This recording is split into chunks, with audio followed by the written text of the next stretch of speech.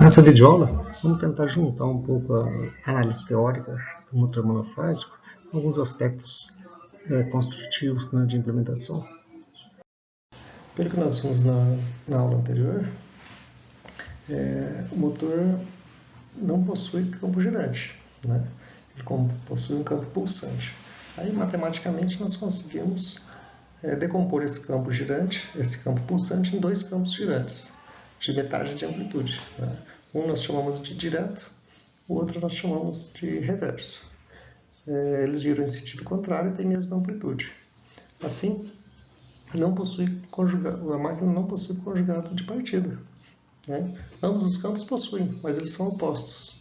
Mas depois que a máquina sai do repouso, então um dos campos é maior do que o outro. Então, se ela sair no sentido horário ou no sentido anti-horário, ela vai ter força, vai ter um conjugado para acelerar naquele sentido.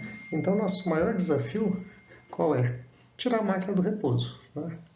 Então, nessa aula, nós vamos analisar esses detalhes, né, de como implementar circuitos auxiliares para tirar a máquina do repouso.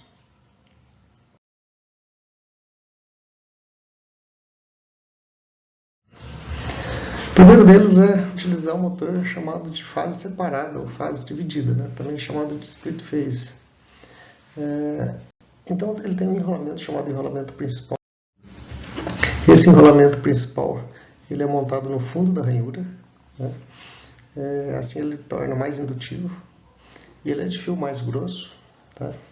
A resistência elétrica dele é baixa, então é um circuito muito indutivo, né? Chamamos ele de enrolamento principal. Mas ele não é puramente indutivo. Se ele fosse puramente indutivo, a defasagem entre tensão e corrente seria de 90 graus, teoricamente, né? Mas, claro, ele tem uma parcela resistiva. Então, a gente constrói esse enrolamento para que o ângulo seja o mais próximo possível de 90 graus. E já o enrolamento auxiliar, ele é montado no topo da ranhura, ou seja, próximo do entreferro. Então, com isso, a reatância indutiva dele é menor. E ele é feito com um condutor bem mais fino, né, tornando ele mais resistivo do que o principal, bem mais resistivo. Então, é um enrolamento muito resistivo. E ele é montado fisicamente a 90 graus do enrolamento principal. Então, se a máquina tem dois polos, temos aqui o enrolamento principal, por exemplo, e a 90 graus o enrolamento auxiliar. Então, é dessa forma que ele é montado. A ligação entre os dois é paralela e, com isso, a corrente que passa no enrolamento auxiliar, como ele é um enrolamento muito resistivo, né? Se fosse resistivo puro, seria em fase com a tensão aplicada. Mas ele tem uma parcela indutiva também. Então, é um ângulo, uma defasagem baixa entre a tensão e a corrente. E quando eu olho as duas correntes, né, a corrente dos dois enrolamentos, então nós obtemos uma corrente altamente indutiva e uma corrente altamente resistiva, né, dando-nos uma defasagem aí, que não é de 90 graus. O desejável seria que fosse 90 graus. Aí eu teria um motor bifásico puro, né, enrolamentos defasados 90 graus e correntes defasadas 90 graus. Assim como o enrolamento trifásico tem bobinas defasadas 120 graus e correntes defasadas 120 graus, né? Então, se eu conseguisse com que essas correntes fossem defasadas de 90 graus, eu teria um motor de indução bifásico. Aí eu teria um campo girante único, né? Estaria eliminando o campo girante reverso. Mas assim eu não consigo eliminar, né? Porque o ângulo não é 90 graus. Mas nós conseguimos atenuar o campo girante reverso. E com isso a máquina, então, gira num determinado sentido, no sentido do campo girante direto. Como esse enrolamento ele é feito de fio bastante fino, ele só vai ser usado na partida. Se ele ficar ligado no motor, corre o risco dele aquecer e queimar. Então, à medida que o motor acelera, nós não precisamos mais do enrolamento auxiliar. Aí ele é desligado, então. Quem faz esse desligamento? É uma chave centrífuga, né, que interpreta quando o motor acelera, ela abre, né, o circuito.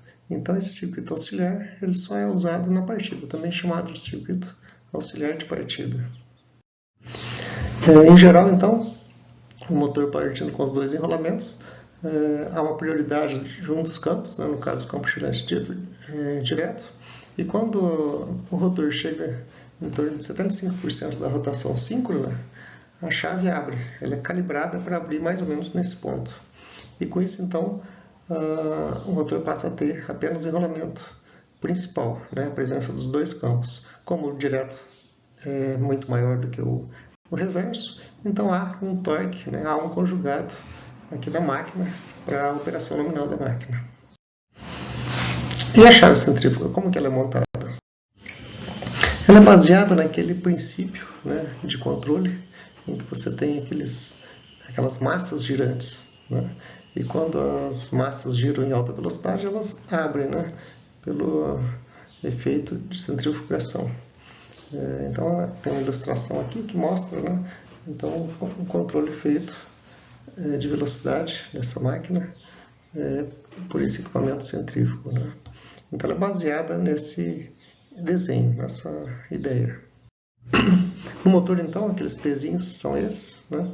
Então, o formato é um pouco diferente, mas a ideia é a mesma, né? Quando o motor acelera, a tendência dos pesos é se afastarem. E, com isso, um contato elétrico abre o circuito auxiliar. Esse é outro exemplo de chave centrífuga, né? Que à medida que o motor acelera, os pesos se abrem, né? E o contato elétrico, então, da chave é aberto. Né? Essa aqui também é uma chave usual. Ela é montada, então, no eixo do motor, né?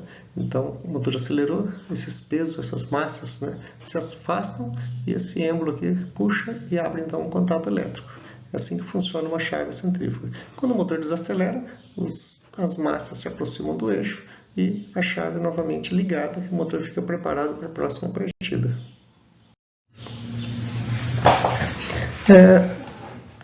E para se obter 90 graus, exatamente 90 graus entre as correntes na partida, como é que eu conseguiria fazer isso?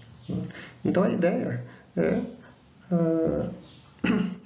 obter exatamente 90 graus, ou seja, essa corrente vermelha teria que passar para o lado de cima, né? Ficar adiantada em relação à tensão.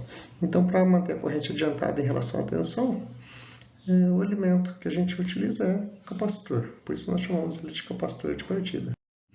Então, ele é montado em série com enrolamento auxiliar, né? E, então, durante a partida, a corrente que passa, as correntes dos dois enrolamentos têm uma defasagem calculada de 90 graus. E com isso a máquina parte, então, com apenas o campo girante direto. O reverso é totalmente eliminado.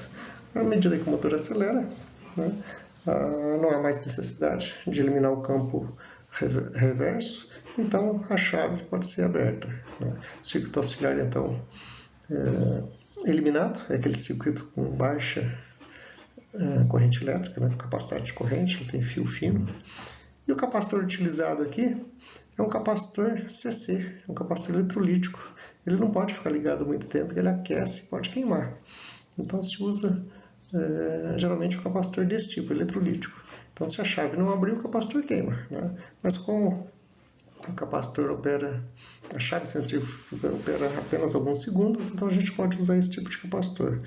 Que ele é um capacitor barato, né, de altíssima capacitância, né, capacitância por volume.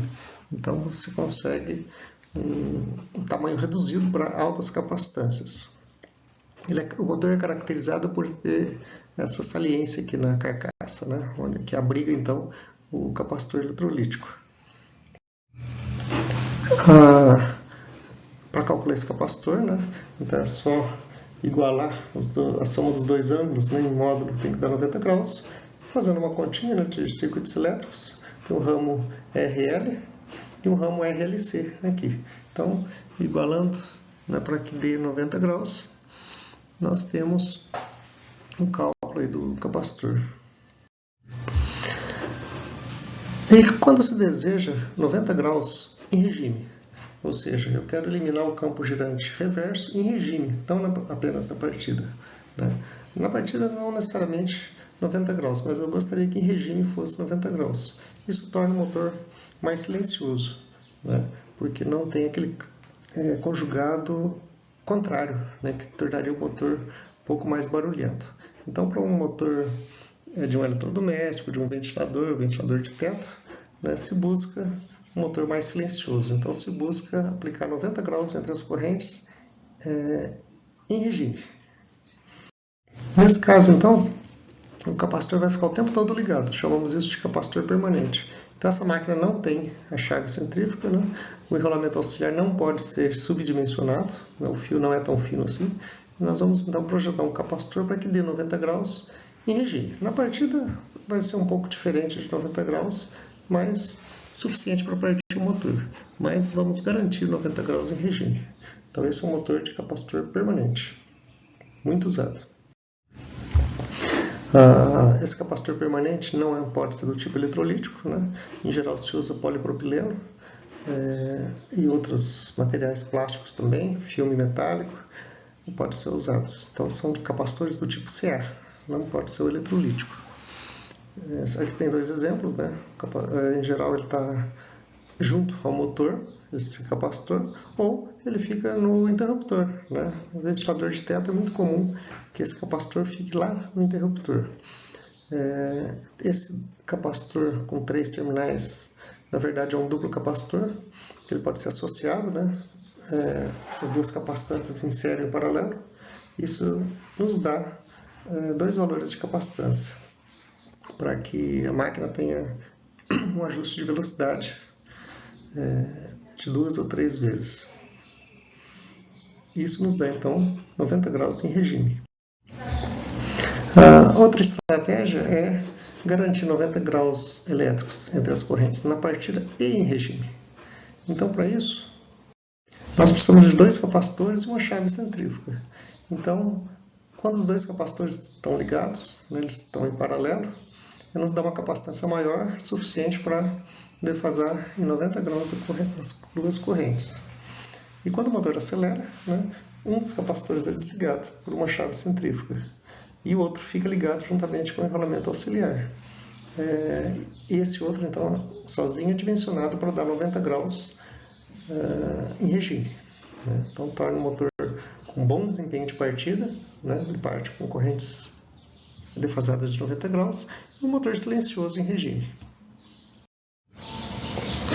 Uma outra estratégia de partida de motor monofásico, sem utilizar enrolamento auxiliar, é o chamado de polos sombreados, né? Ou com um anel ou bobina de arraste. Então, são geralmente motores de pequeno porte, né? Bem inferiores a meio CV. São motores de ventiladores, exaustores pequenos, de ventoinhas, né, de geladeiras, de micro-ondas. Então, os motores de pequeno porte utilizam essa tática, essa estratégia. São motores de baixo custo, né?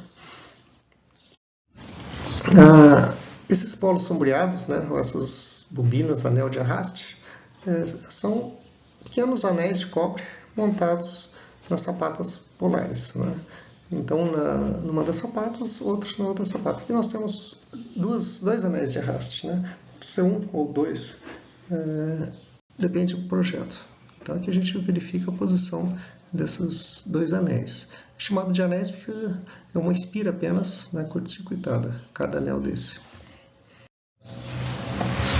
Se a gente pegar uma sapata polar apenas, né, que nos dá um polo da máquina, outro polo estaria aqui embaixo. Então a ideia é fazer uma ranhura e montar um anel, ou 2 anéis no caso daquele exemplo. E como funciona? Então, se a gente lembrar da distribuição de fluxo, da tensão aplicada para produzir o fluxo, né, nessa máquina, então a gente tem uma região em que o fluxo é crescente. Nessa região, que ele é crescente, então na bobina, nessa espira curto-circuitada, é induzida uma tensão e, consequentemente, uma corrente no sentido de impedir o crescimento do fluxo, né? Contrário ao crescimento. Essa é a reação, então, da corrente nessa bobina, nesse anel. E com isso, né, há uma diferença de fluxo, há uma redução de fluxo nessa região. E o fluxo resultante total fica, então, deslocado para a esquerda dessa sapata polar. Na região em que a tensão é mais plana, né, ela sofre menos variações, pouquíssima corrente é induzida no anel. Então, praticamente não tem efeito nenhum a presença do anel, né? Então, a resultante fica praticamente no centro aí da sapata polar. E quando o fluxo é decrescente, né, na região descendente da senoide, há uma produção, a corrente elétrica produz fluxo no sentido de impedir o decrescimento, ou seja, no mesmo sentido do fluxo. E com isso, a soma total do fluxo, né, a resultante, nos dá uma posição aqui mais à direita, né? Então, com isso, a gente percebe um movimento da resultante da esquerda para a direita nessa sapata polar. E na de baixo, o efeito é o mesmo, mas só que da direita para a esquerda, né? Contrário, para a gente produzir aí um movimento. Então, se a gente observar as duas sapatas juntas, né, a gente observa que a de cima da ranhura está à direita e a de baixo a ranhura à esquerda. Então, naquele primeiro momento, né, o fluxo fica distante do anel, né? Então, o fluxo resultante na máquina tem esse comportamento. No momento seguinte, onde não há indução praticamente nos anéis, o fluxo resultante está centralizado. No instante seguinte, nós temos um deslocamento muito próximo aqui da ranhura, né, do anel. Então, o fluxo sofre essa deformação. E no semiciclo negativo, tudo se repete. Então, quando a tensão é crescente, né, o fluxo longe do anel, no topo da senoide, onde a variação é pequena, né, o fluxo fica centralizado. E no momento em que a tensão diminui, né, o fluxo diminui, nós temos aqui, então, a resultante desse sentido. Isso nos dá, então, a sensação de um campo girante, né? Ele não é totalmente regular, mas é girante. E o resultado, então, seria, né, campo girante produzido pelo estator. E se o rotor é de gaiola de esquilo, na presença de um campo girante, então nós temos a produção de um torque. O motor, então, passa a ter um conjugado de partida. A inversão do sentido de giro desse motor é possível se a gente tiver ranhuras opostas, né? Então, na outra diagonal, esse lado da sapata e outra ranhura aqui. Aí sim a gente conseguiria gerar um motor em sentido contrário. Como a alimentação é CA, não adianta mudar a posição dos condutores, que o motor vai girar no mesmo sentido. Então, a única forma de inverter o sentido de giro seria ranhurá-lo em região oposta aqui da sapata polar. Tá bom? É isso. Tchau, tchau.